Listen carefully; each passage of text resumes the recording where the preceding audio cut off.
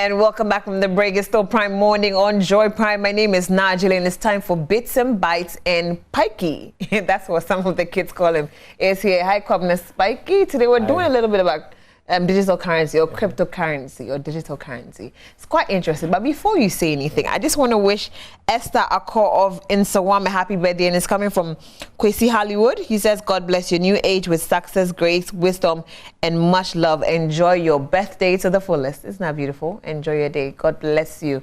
Now, let's talk about digital currency. We've heard so much, but I like listening to the experts.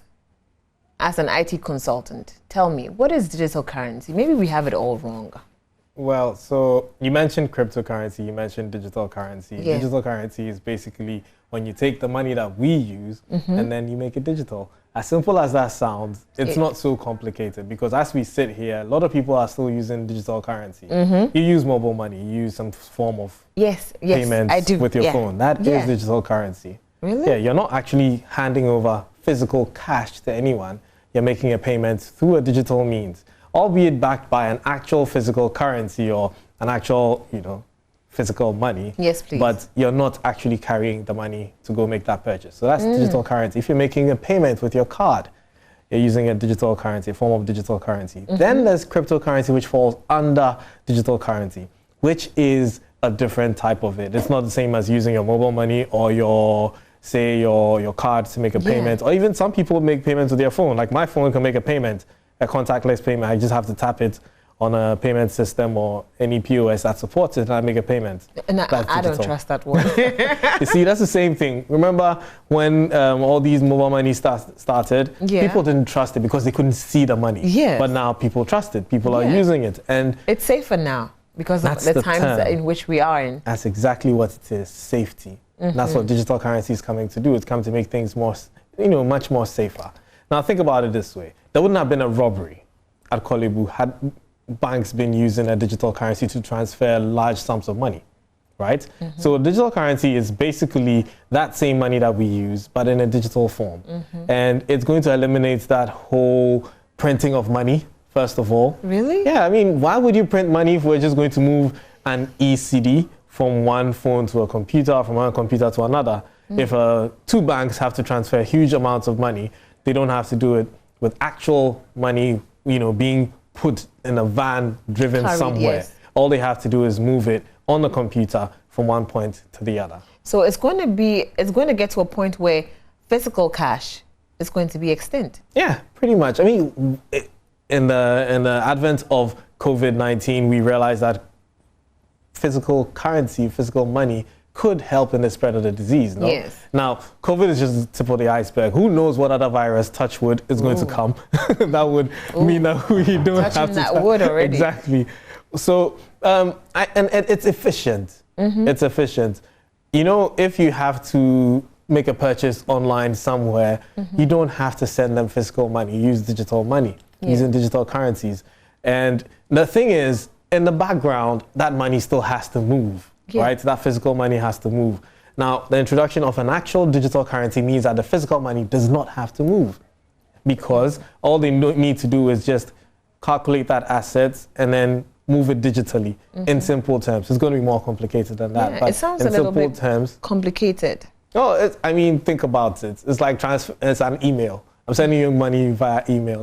Just think about it that way, as simply as that. No, the fact that you're sending me money via email is the best thing. Not even how it's moving, but the money that I'm getting. But how does that even work in the first place? Because if physical cash is going to be extinct and we won't have to see it, how is that going to be possible?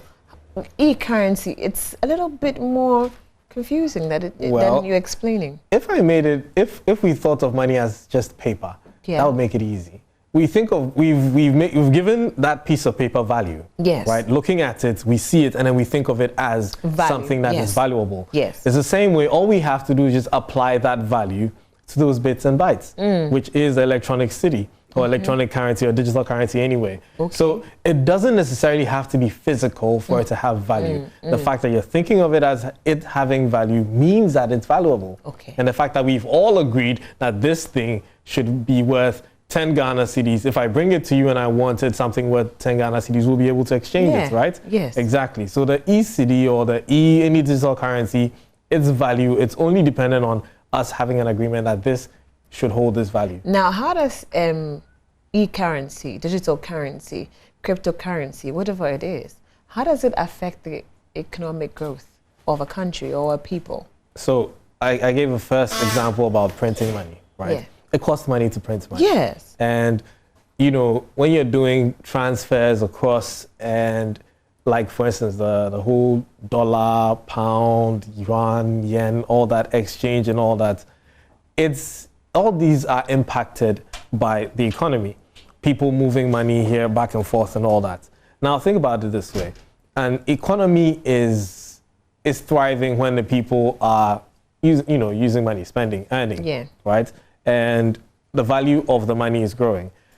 If more countries are using digital currency, there's a lot more trade going on. Yeah. There's a lot more money exchanging hands. Yes. It's going to cause the economy to grow. Mm-hmm. For instance, in Ghana, we always complain that the cedi versus the dollar is growing faster than the cedi and everything.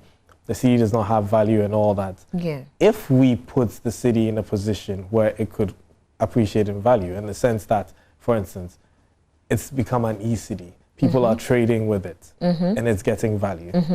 It's going to boost the economy. Yes. Right? Yes. So that's all that we need to do. I mean, it's easy said than done. It has to get there and then it has to perform and then we see it happening, right? Yeah. Yeah. But if that doesn't happen, we're still going to think of it as not having value. But the thing is, it takes a lot to be able to get to that point, right? We need infrastructure, technological know-how, expertise.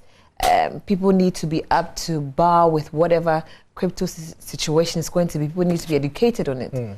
Now, what kind of expertise does a country need to have, a country like Ghana? And the major question, the $1 million question I wanted to ask you, is Ghana ready for a cryptocurrency? Well, not a cryptocurrency because I beg you, digital currency. Yes, I should put it that way. Judging from what I've read, from all the research I've done, the guys at the Bank of Ghana, and I've spoken to a lot of people in the fintech industry, financial technology industry, and they do have a lot of confidence in the guys at the Bank of Ghana, meaning that, and if these guys have that much confidence in them, it means that they know what they're doing, because these are people who've studied stuff, study the fintech industry, who are developing apps and services based on it. And they have to work with the Bank of Ghana to get their products out there. So they're constantly working with them. And the feedback they give me is that it's actually something that they're very capable of.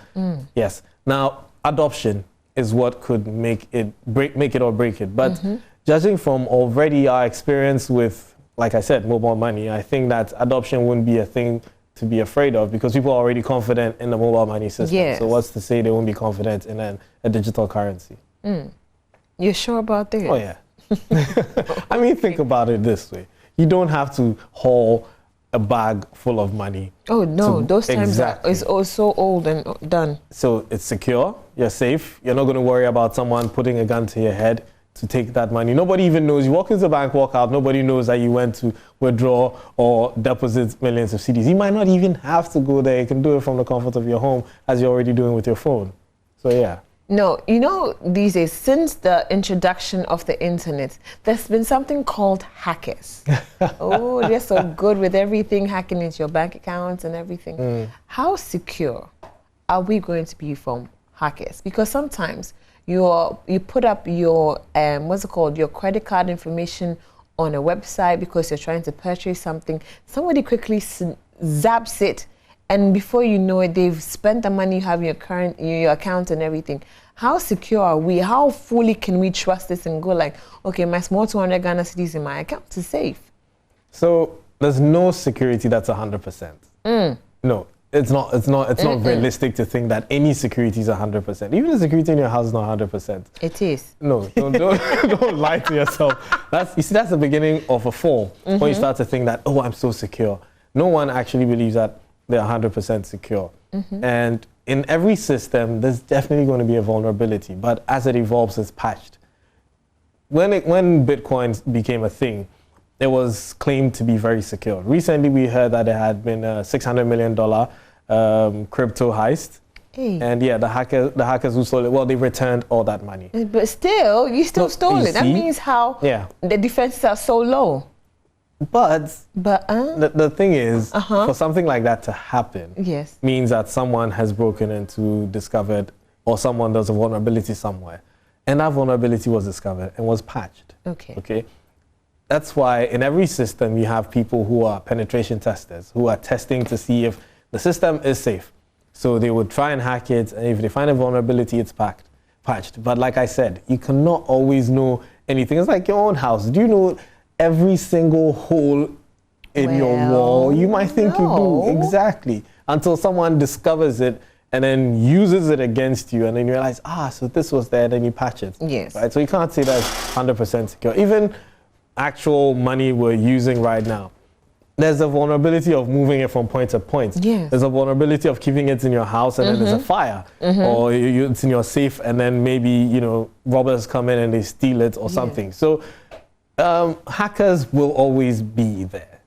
And to say that, because of hackers, you're not going to go ahead and then evolve, it's like saying that because it's going to rain, you're not going to, dry your clothes or something. But does it mean that if we start working with digital currency, there's no need to step into a bank? There's a possibility that, if there's, you can't say that. We don't know how it's going to evolve. Yeah. But there's a high possibility that that could become a thing, right? Think about it this way. When was the last time you used a post office? Because now you send emails, you send text messages, you send WhatsApp messages, so you don't have to go post anywhere a letter, in the world, right? But it doesn't make the institution of a postal service extinct because you still need to receive packages because you can't send those ones via email. So the banking institution will exist to regulate stuff, but you may not have to go there to do a simple transaction like moving a 2,000 or 5,000 or going to put that actual money. When we become fully digital, where we don't have to use physical currency, who needs to go to the bank? I mean, as it stands right now, a lot of people don't even go to the bank anymore. Oh, yes, true. Yeah. Because some people can just move cash from one place to the other. So going to the bank is really not as, But what are some of the things that, as a country, we need to put in place before we can fully, trust and have a smooth sailing, digital currency, transitioning? Well, education is number one, because for people to trust the system, like you said, they need to be educated, they need to know how to use it, they need to trust it, they need to know how safe it is and how to protect themselves, because sometimes you are the weakest link, all right? Someone wants to hack you and you have your security all on point. All they need to know is just get an insider to let them in. Yes. And so that could be you being the weakest link. We've talked about how people get hacked all the time on this show. It's as easy as just sending you a message saying that, hey, click this link and you could, be verified on Instagram, for instance, and then people click and then they get hacked, okay? Yeah. So if someone wants to hack you, most of the time they need your help, most of the time. Other than that, they have to go through the stress of, trying to break and enter. It's like your house. You have all the security doors, all the electric fence, crazy gates and all that. An armed robber is not going to come with a battering ram to ram your gate. They have to figure out how to get in the easy way, unless whatever is in there is so valuable that they take the maximum risk to get it. And the minimum risk is you. Getting your trust, letting you let them in, and then they can rob you. Now, let's finish up wrapping up with some of the effects of, digital currency in the country, the positive and the negative. Let's look at the bad news first, the negatives, then we can look at the positives. Well, the negatives are what we said. The hackers? Yes, security. And if it's not very well, secured, and someone can easily break in and then steal money and all that, then that could be a demerit. And also the lack of adoption. Things can just die if people don't use it. So launching a digital currency and then nobody's educated, nobody's using it, it loses its value, loses its relevance, and then it just dies. And it'll be a waste of investment, waste of time, and all that. Yes. So those are the main things that need to be looked out for. Besides that, anything digital obviously comes to make things more efficient and easier to use. So the positive sides of it are just as you would think of anything that you're using now, which has replaced your traditional way of doing things. Makes things easy, more efficient, And also, in as much as it's negative is insecurity, its positivity is also security. Yeah. So you think the ECD will do well? Well, I think, I'll be biased because I'm a techie. Yes. And I love everything going digital. A techie through and through. So I'm positive that it would work. And you think people adapt to it easily? Like one of my producers was saying, it's the big brother of Mumu. Well, yeah, you could put it that way. Big brother of Mumu. You could put it that way. Yeah, these days there. But after the show, the Mumu is coming, right? ECD. So you can teach me better. This has been quite an insightful conversation. I always used to think that digital currency is so heavy and people are already talking about cryptocurrency in certain countries already, and I'm thinking, how does that work? But this conversation kind of settles us a bit, and I hope you're able to pick a few here and there on this particular conversation. It's been a wonderful morning. We've had, our nuggets, had our exercising on, yes, I feel strong this morning. And we've talked about so many beautiful things on Beyond the Headlines, had some sports news and everything. What kind of breakfast are you looking for in the morning? Everything, you find it right here on Prime Morning. It's such an amazing time. Daniel, myself, Najili, and with Jay, it's just a splash of sunshine. Like, remember what Albert Einstein said? A fool knows, but it takes what it is to understand. You understand me? It is the understanding that is it. I think I'm getting it. I'm paraphrasing it, but every fool knows. It's the understanding, right? Yes. So enjoy yourself. Have a blessed day. Remember to mask up. Wash your hands with soap and running water. Keep sanitizing your hands as many times as possible. And then keep smiling. Ain't no way to make it through the day. Beautiful. Have a wonderful day. I didn't even know what to